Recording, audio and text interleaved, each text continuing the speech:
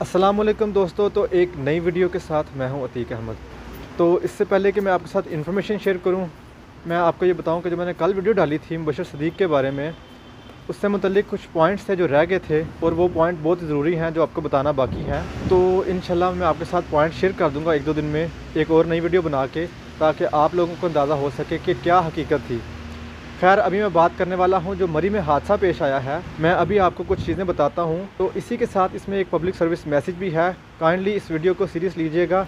तो सबसे पहली बात यह है कि जो हादसा पेश आया, जो तूफ़ान आया वहाँ पे, उसके बाद जो हलाकतें हुई हैं, गवर्नमेंट जो बता रही है और जो मीडिया बता रहा है वो बता रहा है कि 22 लोग हैं जो इसमें हलाक हुए हैं, जबकि ऐसी बात नहीं है। फिगर बताई जा रही है आपको वो गलत बताई जा रही है, क्योंकि यहाँ पे सिर्फ 20-22 लोग नहीं हैं, यहाँ पे काफ़ी सारे लोग हैं जो इसमें हलाक हो चुके हुए हैं। क्योंकि प्रॉब्लम ये है कि आगे से जो रास्ता बंद था, बर्फ़ानी तूफ़ान था, गाड़ियाँ चल नहीं सक रही थी, जो रोड्स थे उनको समझ नहीं आ रही थी कहाँ जा रहे हैं, दरख्त गिर चुके थे, और साथ ही जो लोग वहाँ पे रुके हुए थे वहाँ पे खाने की सप्लाई जो थी वो नहीं मिल रही थी उनको। और लोगों ने ये किया कि उन्होंने अपनी गाड़ी छोड़ी, उन्होंने सोचा शायद हमें हेल्प आ जाएगी फटाफट से।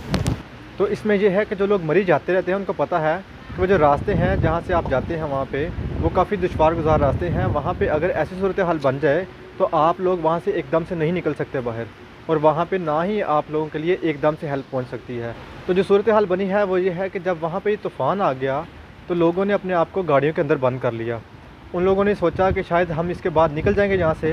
तो इसी के साथ काफ़ी सारे लोग ऐसे थे जिनकी गाड़ियों का पेट्रोल ख़त्म हो गया और ना ही वहाँ पे उनको खुराक मिली, और साथ ही जो उनके हीटर्स थे वो बंद हो गए। क्योंकि आपने देखा होगा मीलों तक गाड़ियों की लाइन लगी हुई थी, वहाँ पे सर्दी ही इतनी थी कि लोग बाहर निकल के कोई महफूज मुकाम पे नहीं पहुँच सकते थे। तो आपने विजुअल्स देखे होंगे, काफ़ी सारी एक लंबी तादाद थी जो गाड़ियों की वहाँ पे खड़ी थी, जिनके ऊपर बर्फ़ पड़ी हुई है और उसके अंदर लोग जहाँ भाग हो चुके हुए हैं। इसके बाद होता यूँ है कि जो मीडिया है या अपोजिशन है वो इल्ज़ामात लगा रहे हैं गवर्नमेंट के ऊपर। मैं आपके साथ ये बात शेयर करता हूँ कि हम जिस मुल्क में रहते हैं, मैं जिस मुल्क में रहता हूँ, मेरा एक अरसा यहाँ पे गुज़रा है।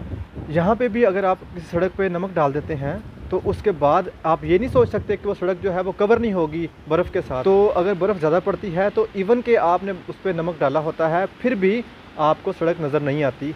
ये सूरत हाल है यहाँ पे भी।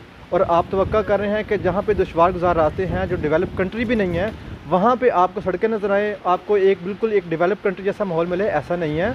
तो मैं आपके साथ एक बात शेयर करता हूँ कि 1 साल पहले की बात है कि जर्मनी में भी ऐसे ही एक तूफ़ान आया था और काफ़ी सारी गाड़ियाँ जो थी स्टक हो गई थी एक जगह पे, और वो 24 घंटे के लिए स्टक हुई थी। इवन कि ये एक डेवलप कंट्री है, उसके बावजूद यहाँ पे वो उनको निकाल नहीं सके थे। कोई 10-15 लोग थे जो जान भाग भी हो गए थे ठंड लगने की वजह से।